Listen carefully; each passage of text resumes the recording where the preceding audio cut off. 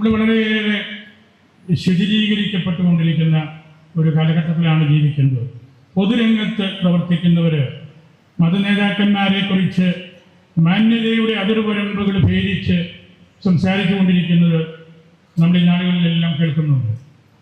ഞാൻ ആരെക്കുറിച്ചും പ്രത്യേകമായിട്ട് എടുത്തു പറയുകയല്ല. ആരാണെങ്കിലും മതനേതാക്കന്മാർക്ക് അവരുടെ നേരെ മാന്യമല്ലാത്ത രീതിയിൽ പ്രതികരിക്കുന്നതും സംസാരിക്കുന്നതും ശരിയാണെന്ന് എനിക്ക് തോന്നുന്നില്ല. അഭിപ്രായം പറയുമ്പോൾ വിശ്വാസികളുടെ വികാരത്തെ മാനിക്കണം. അത് മാനിക്കാതെ നമ്മൾ സംസാരിക്കുന്നത് വലിയ തെറ്റാണ്. ചാനലുകൾക്ക് വേണ്ടി മാത്രം നമ്മൾ സംസാരിക്കരുത്. നമുക്കൊരു ചാനൽ ഭാഷ കയ്യടി അല്ലെങ്കിൽ ഒരു ചാനൽ സംഭാഷണ സംസ്കാരം സൃഷ്ടിക്കണം എന്ന കാര്യത്തിന് വേണ്ടി മാത്രം മുമ്പോട്ട് പോകുന്നത് ശരിയല്ല. ആരെങ്കിലും നമ്മൾ അത്തരം തെറ്റുകൾ സമൂഹത്തെ അറിയിക്കണം. ഭീഷണിയുടെ സ്വരം വിലപ്പോകില്ല. അത് നമ്മൾ തിരിച്ചറിയണം. അങ്ങനെ ആരും നമ്മളെ പേടിപ്പിക്കേണ്ടതില്ല. രാഷ്ട്രീയ നേതൃത്വം സമുദായങ്ങളിൽ ഉണ്ടാകുന്നത് എന്നും സഭ പ്രോത്സാഹിപ്പിച്ചിട്ടുണ്ട്. എത്രയോ രാഷ്ട്രീയ നേതാക്കന്മാരാണ് നമ്മുടെ യുവതിയിൽ നിന്ന് വളർന്നു വന്നത്. അതെല്ലാം നമുക്ക് സന്തോഷമാണ്, നമുക്ക് തൃപ്തിയാണ്. അവർ വഴി നമുക്ക് നിരവധിയായ അനുഗ്രഹങ്ങൾ കിട്ടിയിട്ടുണ്ട്. സഗൗരവം ആശയങ്ങൾ നിരത്തി സഭയിലൂടെ ആണ് അവർ വളർന്നതെന്നും അങ്ങനെ അവരുടെ ആശയങ്ങൾ വഴി ഈ രാജ്യത്തെ വളർത്താനായിട്ടുമാണ് അവർ ശ്രമിക്കേണ്ടത്. പതിറ്റാണ്ടുകളായിട്ട് തങ്ങളുടെ വ്യക്തിത്വം സ്ഥാപിച്ചെടുത്ത പൊളിറ്റിക്കൽ ലെഗസി സ്വന്തമാക്കി നേടിയെടുത്ത ആളുകളൊക്കെ അവരുടെ ആ ഒരു ഐഡൻറ്റിറ്റിക്ക് ചേരാത്ത വിധത്തിൽ നിൽക്കുന്നതും പറയുന്നതും സമീപിക്കുന്നതും തെറ്റാണെന്ന് തന്നെയാണ് എൻ്റെ അഭിപ്രായം. എല്ലാ സമയവും എല്ലാ മെത്രാന്മാരും വൈദികരും ന്യൂട്രലായിരിക്കണം എന്ന് നമുക്ക് പറയാൻ സാധിക്കുന്നു. മിണ്ടാപ്രാണികളായിരിക്കണം എന്നാണ് പറയുന്നതിൻ്റെ അർത്ഥം. അത് ഈ റിപ്പബ്ലിക് ഡെമോക്രസിയിൽ നടക്കുമെന്ന് ഞാൻ കരുതുന്നില്ല. നമുക്ക് വലിയ രാഷ്ട്രീയ വാഗ്വാദങ്ങളിലേക്കൊക്കെ ഒന്നും പോകണ്ട. പക്ഷേ ആയിരക്കണക്കിന് വൈദികരും സമർപ്പിതരും മേലധ്യക്ഷന്മാരുമുള്ള ഈ സഭയിൽ മൂലയ്ക്ക് കൊണ്ടേയിരുത്തി മിണ്ടാപ്രാണികളായിരിക്കണം, ന്യൂട്രലായിരിക്കണം. ഇതൊക്കെ ആരോടാണ് സംസാരിക്കുന്നത്? ആർക്ക് വേണ്ടിയാണ് പറയുന്നത്? എപ്പോഴും നമ്മൾ ന്യൂട്രലായിട്ട് നിന്ന് നമ്മുടെ ഐഡൻറ്റിറ്റി എല്ലാം നഷ്ടപ്പെടും. Always neutral means always irrelevance. നമുക്കൊന്നും പറയാൻ പറ്റുകയില്ല, ഒന്നും നമുക്ക് ചൂണ്ടിക്കാണിക്കാൻ പറ്റുകയില്ല. ന്യൂട്രലായിരിക്കണം. അതൊന്നും നടപ്പുന്ന കാര്യമല്ല. അത് നടപ്പിലാക്കാൻ ആരും ചിന്തിക്കുകയും ചെയ്യരുത്. നമ്മുടെ രാജ്യം, നമുക്കുള്ള തനിമ, നമ്മുടെ ഐഡൻറ്റിറ്റി എന്താണെന്ന് പറയാനായിട്ടുള്ള അവസരം നൽകുന്നുണ്ട്. മാന്യമായ ഭാഷയിൽ അത് ആർക്കും പറയാവുന്നതാണ്. ആരോ എവിടെയോ രഹസ്യമായിട്ട് വോട്ടിൻ്റെ കാര്യം പറഞ്ഞു എന്നാണല്ലോ ഒക്കെ പറയുന്നത്. എനിക്കറിഞ്ഞുകൂടാ. എൻ്റെ ചിന്ത, രഹസ്യമായിട്ട് എന്തിനാണ്? പരസ്യമായിട്ട് തന്നെ വോട്ട് ചോദിക്കാൻ നമുക്ക് അവകാശമില്ലേ? പരസ്യമായിട്ട് നമ്മുടെ കാര്യങ്ങൾ പറയുന്നതിന് എന്തിനാണ് പേടിക്കുന്നത്? ആരെയാണ് പേടിക്കുന്നത്?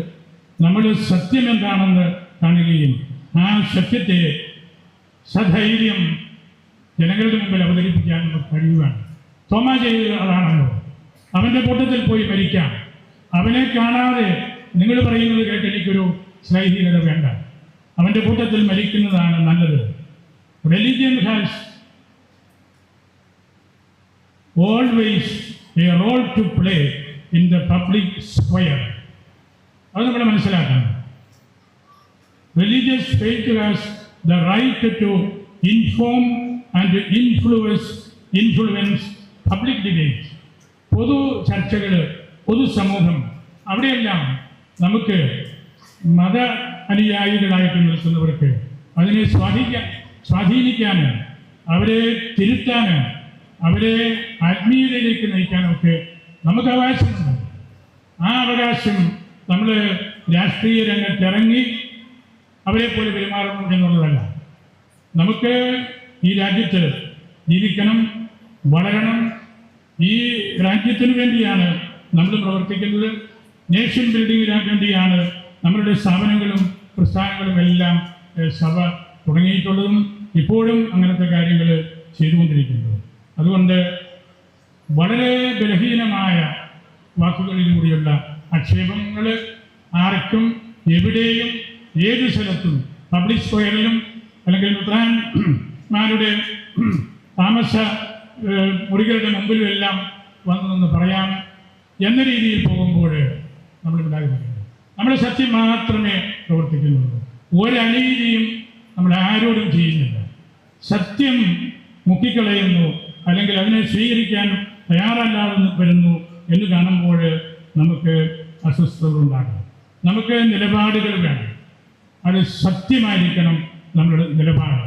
ആരെയും ആക്ഷേപിക്കാൻ വേണ്ടിയല്ല, ഒരു കള്ളത്തരവും കാണിക്കാൻ വേണ്ടിയല്ല, ഒരു രൂപ പോലും ലാഭമുണ്ടാക്കാൻ വേണ്ടിയല്ല, വെറുതെ ആക്ഷേപങ്ങൾ വിളിച്ചു പോവുകയാണ്. അതുകൊണ്ട് നമുക്ക് നമ്മുടെ ഭരണഘടന തന്നിരിക്കുന്ന അവകാശങ്ങൾ സ്വന്തമായിട്ട് കരുതണം. നമ്മുടെ പത്രമാസികകളെ ആക്ഷേപിക്കരുത്. ദീപിക സത്യപ്രകാശനം ഇതും ശുഭവിത്ത് കൊടുത്ത പത്രം എന്ന് നമ്മളുടെ മാണിക്യത്തനാര് ആദ്യ മുഖലേഖനത്തിൽ തന്നെ എഴുതി. സത്യം മാത്രം പറയുന്നൊരു പത്രമാണ്. അതെന്തിനാണ് അതിനെ ആക്ഷേപിക്കുന്നത്? അങ്ങനെ നമ്മൾ അനുവദിക്കരുത്. നമ്മൾ ആരെയും കയറി ആക്രമിക്കാൻ വേണ്ടിയല്ല ഞാൻ പറയുന്നത്.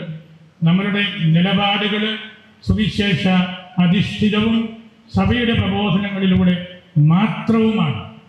സുവിശേഷം പറയാനും സഭയുടെ ടീച്ചിങ്സ് പറയാനും നമുക്ക് സ്വാതന്ത്ര്യമുണ്ട്. ആ സ്വാതന്ത്ര്യം നമ്മൾ ഉപയോഗിക്കണം. മീനക്ഷി താലൂക്കിലെ അതിനോട് ബന്ധപ്പെട്ട ഉദ്യോഗസ്ഥന്മാരും MP-മാരും MLA-മാരും ഒക്കെ സൃഷ്ടിക്കേണ്ടത് ആ പ്രദേശത്തിനും നമ്മുടെ സഭയ്ക്കും ഉപകാരപ്പെടുന്ന നല്ല ചരിത്ര സുറിയാനി ഭാഷ കോളേജും യൂണിവേഴ്സിറ്റിയും ഒക്കെ സ്ഥാപിക്കാനാണ്. നമ്മുടെ സഭയ്ക്ക് വേണ്ടി ഏറ്റവും കൂടുതൽ ചരിത്രവും സുറിയാനി ഭാഷ പാണ്ഡിത്യവും ഉറഞ്ഞുകൂടി കിടക്കുന്ന പ്രദേശമാണ് പൂഞ്ഞാറും അരുവിത്തുറയും എല്ലാം. അതാണ് അവർ ശ്രദ്ധിക്കേണ്ടത്.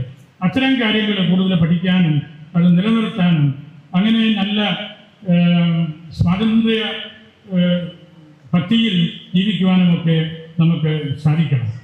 ഞാൻ നിങ്ങളോട് ഇത് പറഞ്ഞത് ഇന്ന് തോമാസ് ശ്ലീഹായുടെ ദിനമായതുകൊണ്ടാണ്. ശ്ലീഹായെ നമ്മൾ പുതിയ ഒരു ലെൻസിലൂടെ കാണണം. അദ്ദേഹം പറഞ്ഞ ആ 3 തിരുവചനങ്ങൾ സത്യം പ്രഘോഷിക്കാനായിട്ട് നമ്മളെ പ്രേരിപ്പിക്കുന്നുണ്ട്. ഈശോയോട് ടച്ച് ചെയ്തുകൊണ്ട് വേണം നമ്മൾ ജീവിക്കാമെന്ന് നമ്മളെ പഠിപ്പിക്കുന്നുണ്ട്. സഭയാണ് നമ്മുടെ ജീവിതത്തിൻ്റെ ആത്യന്തികമായ എല്ലാത്തിൻ്റെയും അർത്ഥം എന്ന് നമ്മളെ പഠിപ്പിക്കുന്നുണ്ട്. അങ്ങനെ ഈ പുതുഞായർ നമുക്ക് നമ്മുടെ സഭയോടും നമ്മുടെ രാജ്യത്തോടുമുള്ള നമ്മുടെ ഉത്തരവാദിത്വങ്ങൾ നിറവേറ്റാനുള്ള നല്ല അവസരമായിട്ട് എന്നുകൂടി ഞാൻ പ്രാർത്ഥിക്കുകയാണ്, ആശംസിക്കുകയാണ്.